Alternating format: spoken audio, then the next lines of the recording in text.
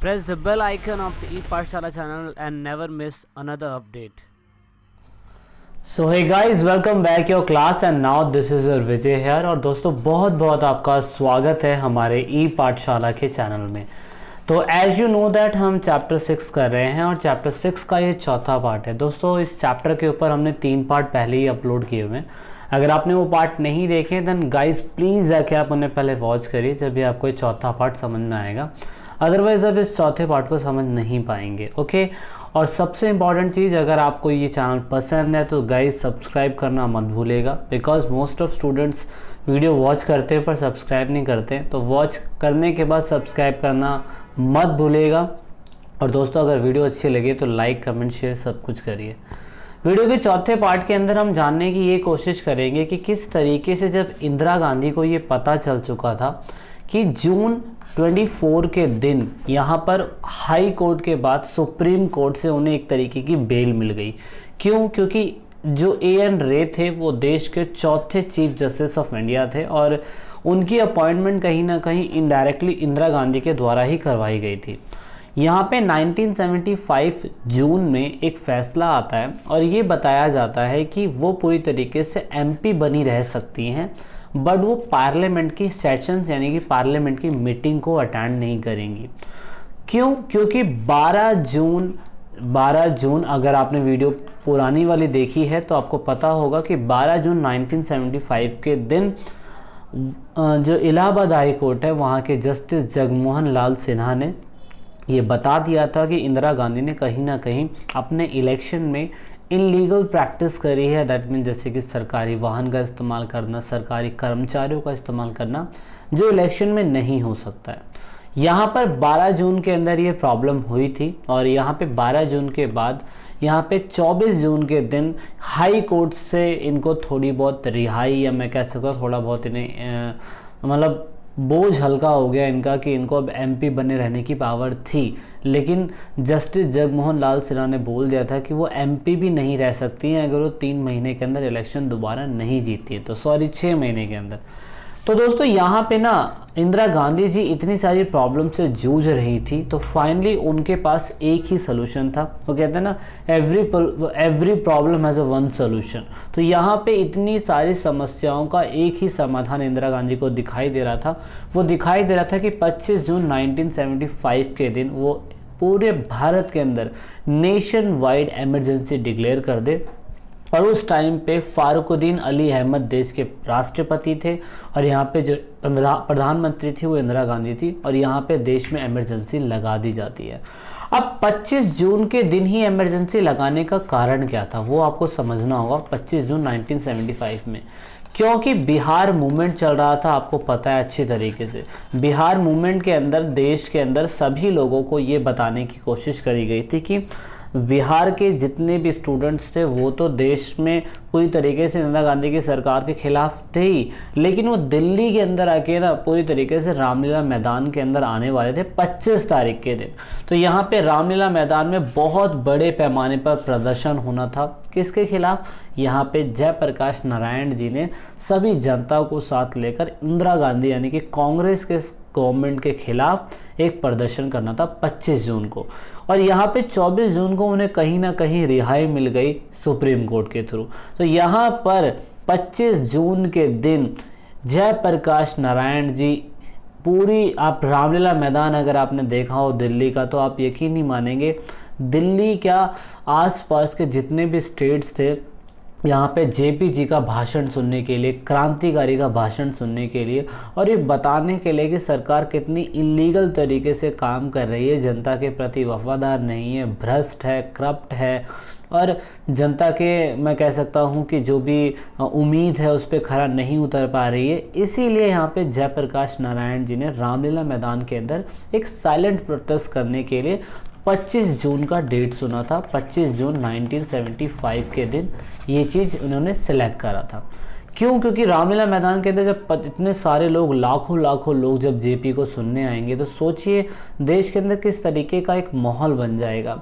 Even उन्होंने अपने भाषण के थ्रू ये बोला कि वो इंदिरा गांधी से इस्तीफ़ा लेना चाहते हैं। इंदिरा गांधी जी जो प्रधानमंत्री बनी हुई हैं वो बिल्कुल नागवारा है उनके लिए, क्योंकि वो उस तरीके से काम नहीं कर रही है। एक उनका छोटा सा point of view Indira Gandhi ji ने कैच कर लिया। उन्होंने क्या कहा? उन्होंने पुलिस अधिकारियों को, सरकारी कर्मचारियों को ये बोला कि अगर आपको सरकार का कोई भी काम अवैध लग रहा है या अनैतिक लग रहा है उनका आदेश, तो आपको सरकार के आदेशों का पालन ही नहीं करना चाहिए। आप समझ रहे हो? मतलब कहने का मतलब ये हो गया कि यहाँ पे जेपी जी ने इस बात को सही तरीके से बोलने की कोशिश करी कि अगर आपकी सरकार आपके खिलाफ है, घमंडी है या करप्शन कर रही है, पब्लिक लाइफ के अंदर सही तरीके से काम नहीं कर रही है, तो दोस्तों यहाँ पे तो जेपी जी ने अपनी बातों को रखने की कोशिश करी रामलीला मैदान में, लेकिन इंदिरा गांधी जी ने इसी चीज़ को गलत तरीके से ट्विस्ट करके जनता के बीच में ये बताने की कोशिश करी कि एक व्यक्ति जो जयप्रकाश नारायण जी हैं वो भारत के अंदर भारत को तोड़ने की बात कर रहे हैं। वो देश में जनता को, पुलिस अधिकारियों को, सरकारी कर्मचारियों को देश के सरकार के खिलाफ भड़काने की कोशिश कर रहे हैं। तो इस तरीके से 25 जून 1975 के दिन डिक्लेयर होता है। क्या? अंदरूनी गड़बड़ी के कारण। इंदिरा गांधी जी बोलती हैं कि अंदरूनी गड़बड़ियां हो रही है देश के अंदर, सरकार के खिलाफ जनता आ रही है, उसके साथ अंदरूनी गड़बड़ी में जेपी जी जनता को भड़काने की कोशिश कर रहे हैं, आर्थिक माहौल बहुत ज़्यादा बेकार हो रहा है, देश में गृह युद्ध जैसी स्थिति पैदा हो चुकी है। इसकी वजह से आप देखेंगे इमरजेंसी लगाई गई थी और आर्टिकल नंबर 52 के अंदर नेशनल इमरजेंसी के बारे में बताया हुआ है। और दोस्तों यहाँ पे ना इमरजेंसी इंटरनल डिस्टर्बेंस की वजह से लगी है। अब इंटरनल डिस्टर्बेंस कुछ भी हो सकता है, कुछ भी। तो यहाँ पे इंदिरा गांधी जी ने सिर्फ ये बोला कि इंटरनल डिस्टर्बेंस है देश के अंदर बहुत ही ज़्यादा और कहीं ना कहीं हमें देश में इमरजेंसी लगानी ज़रूरी है। अब दोस्तों 3 टाइप की इमरजेंसी होती है। आप कौन कौन से इमरजेंसी होती है, उसके कौन कौन से आर्टिकल होते हैं, वो आप कमेंट बॉक्स में लिखिए और बताइए कि 3 तरीके की, तो उनमें से कौन कौन के आर्टिकल स्मॉल होते हैं। और दोस्तों एक और चीज़ मैं आपको बता दूं कि नोट्स हमारे इस वीडियो के डिस्क्रिप्शन में अवेलेबल है, उसमें भी बता रखा है हमने कि किस तरीके से 3 तरीके की इमरजेंसी होती है। आप चाहे तो फ्री ऑफ कॉस्ट उसे डाउनलोड कर सकते हैं। और साथ में दोस्तों आपको अगर गाइड चाहिए, आपको सैम्पल पेपर चाहिए, तो उसका भी लिंक आपको डिस्क्रिप्शन में मिल जाएगा, आप वहाँ से उसे ले सकते हैं। अब यहाँ पे हुआ क्या कि प्रधानमंत्री जो थे वो तो क्या कहते हैं इंदिरा गांधी थी और राष्ट्रपति फारुकुद्दीन अली अहमद। तो राष्ट्रपति और प्रधानमंत्री के सलाह मशवरे से देश में आपातकाल लगाया जा सकता है। और इस समय पे फारुकुद्दीन अली अहमद वैसे भी पहले कांग्रेस के मंत्री रह चुके हैं और यहाँ पे वो इंदिरा गांधी की बात नहीं टालेंगे। तो इस तरीके से देश के अंदर आपातकाल लगाया गया और कारण दिया गया क्या दोस्तों? कारण ये दिया गया कि यहाँ पे इंटरनल डिस्टर्बेंस हो रखा है। तो इंटरनल डिस्टर्बेंस का बहुत सारे कारण हो सकते हैं, लेकिन सरकार ने वो लगाया और इस तरीके से यहाँ पर सरकार ने 25 जून की रात को ही इमरजेंसी डिक्लेयर कर दी। और बहुत सारे अखबार जो थे, बहुत बड़े बड़े अखबार, उनके कार्यालयों की बिजली काट दी गई। काटी इसलिए गई ताकि सभी लोगों को आपातकाल के बारे में पता ना चल पाए। और बड़े बड़े आप कह सकते हो राजनेताओं को, इवन जयप्रकाश नारायण जी को जब दिल्ली में 25 जून को प्रोटेस्ट करने आए थे, उनको रातों रात ही उठा लिया गया।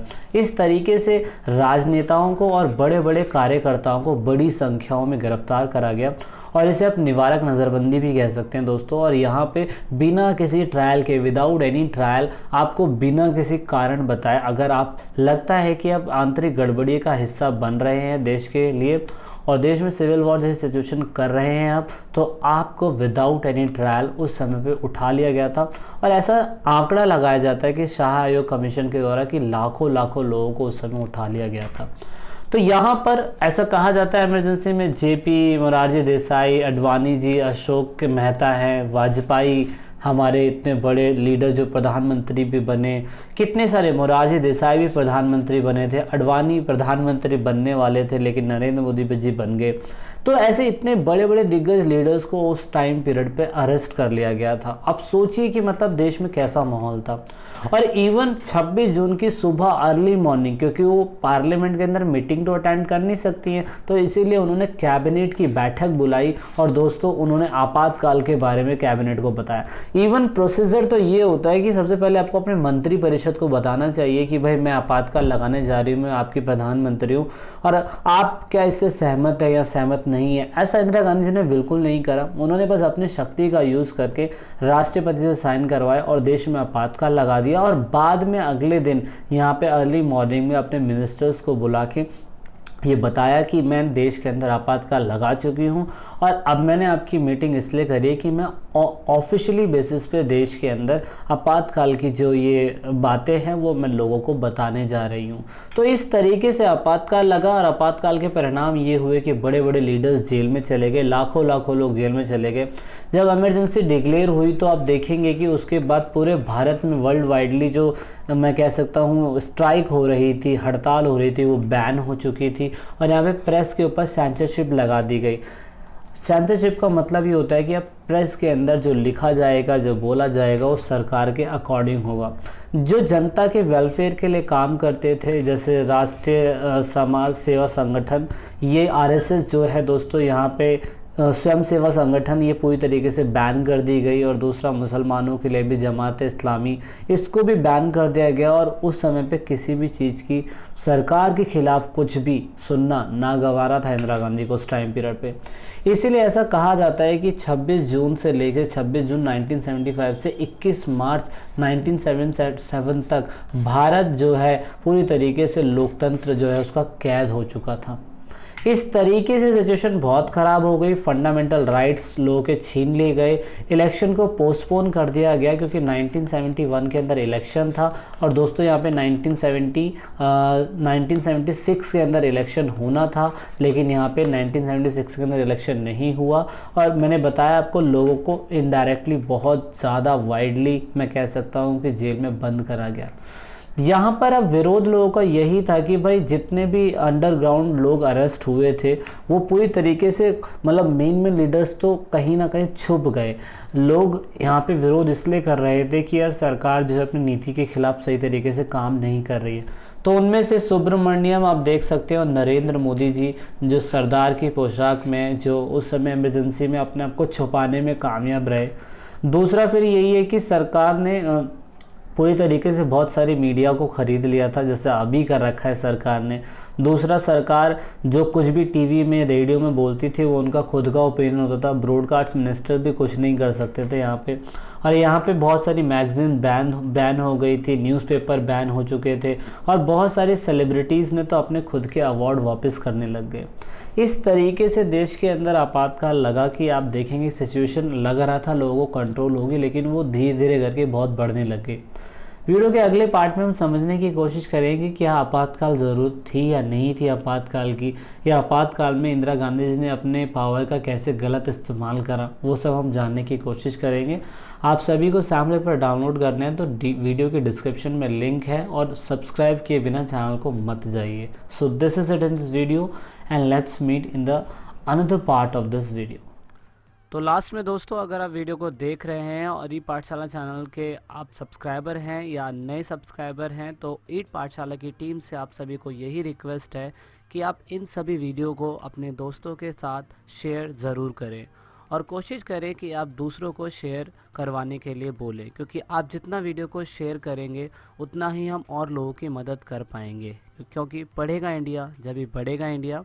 तो वीडियो के लास्ट में वीडियो को एंड तक देखने के लिए, चैनल को सपोर्ट करने के लिए बहुत बहुत धन्यवाद। जय हिंद, जय भारत।